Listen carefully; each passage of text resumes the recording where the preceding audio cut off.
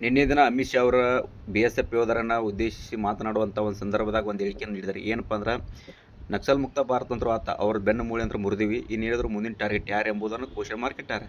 ಯಾರು ಅಂದ್ರೆ ನನಗೆ ಅನಿಸ್ಬಿಟ್ಟು ಅಕ್ರಮ ನುಸುಳುಕೋರು. ಯಾಕಪ್ಪ ಅಂದ್ರೆ ಸಂವಿಧಿ ಅಧಿಕಾರಿ ಅವ್ರು ಏನು ಹೇಳ್ಯಾರಪ್ಪ ಅಂದ್ರೆ, ಇನ್ನು ಮೇಲಿಂದ ಅಕ್ರಮ ನುಸುಳುಕೋರ್ನು ಅವ್ರನ್ನ ವಿಚಾರಣೆ ಮಾಡೋದಾಗಿರ್ಬೋದು, ಕೋರ್ಟಿಗೆ ಕಳಿಸಿ ಅವ್ರ ಜೈಲ್ನಾಗ ಇಟ್ಟ ಅವ್ರ ಪ್ರೂಫ್ ಆಗುತ್ತಕ್ಕ ನಮ್ಮ ಬಿಟ್ಟಿ ಬಿರಿಯಾನಿ ತಿನ್ನಿಸೋ ಬದಲಿ ಡೈರೆಕ್ಟ್ ನಾವೇನಪ್ಪ ಅಂದ್ರೆ BSF ಯೋಧರಿಗೆ ಅವ್ರಿಗೆ ಹಸ್ತಾಂತರ ಮಾಡುತ್ತೆ ಹೇಳ್ಬಿಟ್ಟಾರೆ. ಹೌದು, ಇದು ಒಳ್ಳೆಯ ನಿರ್ಧಾರ ಅಂತ ಹೇಳ್ಬೋದು ನಾವು. ಯಾಕಪ್ಪ ಅಂದ್ರೆ ಇವತ್ತು ದೇಶದಾಗ ಅತಿ ಹೆಚ್ಚು ಕೆಟ್ಟದಾಗಿ ಕಾಡಾಕತ್ತಿರುವಂಥ ಒಂದು ತೊಂದರೆ ಯಾವುದಪ್ಪ ಅಂದರೆ ಅಕ್ರಮ ನುಸುಳುಕೋರು. ಇವತ್ತು ದೇಶದ ರಾಜ್ಯದ ಪ್ರತಿ ಒಂದು ಹಳ್ಳಿಗಳಲ್ಲಿಂಥವ್ರು ಏನಪ್ಪ ಅಂದ್ರೆ ಬಂದು ಸೇರಿದ್ದಾರೆ.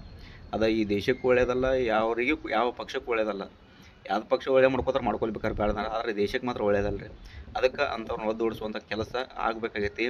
ಈಗ ಹೆಂಗೆ ನಕ್ಸಲ್ ಮುಕ್ತ ಭಾರತ ಆಗೈತಲ್ಲ, ಹಂಗೆ ಏನಪ್ಪ ಅಂದ್ರೆ ಅಕ್ರಮ ನುಸುಳುಕೋರು ಮುಕ್ತ ಭಾರತ ಆಗ್ಬೇಕು. ಯಾಕಂದ್ರೆ ನಮ್ಮ ದೇಶದಾರ ನೋಡ್ರಿ, ನೀವು ಬೇರೆ ದೇಶಕ್ಕೆ ಹೋದ್ರೆ ಅವ್ರನ್ನ ಇಟ್ಕೋತಾರನ, ಕಾಲ ಕೈ ಕಟ್ಟಿ ತಂದು ಬಾರ್ಡ್ರಿಗೆ ಹೋಗೋದು ಬಿಡ್ತಾರೆ ವಿಮಾನದ ತಂದು. ಹಂಗೆ ಬೇರೆ ದೇಶದವ್ರು ನಮ್ಮ ದೇಶದಾಗ ಏನು ಆಕೈತೆ ಹೇಳ್ರಿ. ಅದಕ್ಕೆ ಅದ್ರ ವಿರುದ್ಧ ಎಲ್ಲರೂ ಕೂಡ ಏನಪ್ಪ ಅಂದ್ರೆ ನಾವು ನಿಲ್ಲಬೇಕಾಗೈತಿ. ದೇಶ ಮುಂದಿನ ದಿನಗಳಲ್ಲಿ ನಮ್ಮ ಪೀಳಿಗೆ ಉಳಿಬೇಕಂದ್ರೆ ನಾವು ಇವತ್ತೇನಪ್ಪ ಎಲ್ಲರೂ ಅದಕ್ಕೆ ಪಣ ತೊಡಬೇಕು ಅಂತ ನಿರ್ಧಾರವನ್ನು ಕೇಂದ್ರ ಸರ್ಕಾರ ತೊಗೊಳತ್ತಿ. ಅದ್ರ ಜೊತೆ ನಾವೇನಪ್ಪ ಅಂದ್ರೆ ಬೆಂಬಲ ನಿಲ್ಲಬೇಕು ಇವತ್ತು.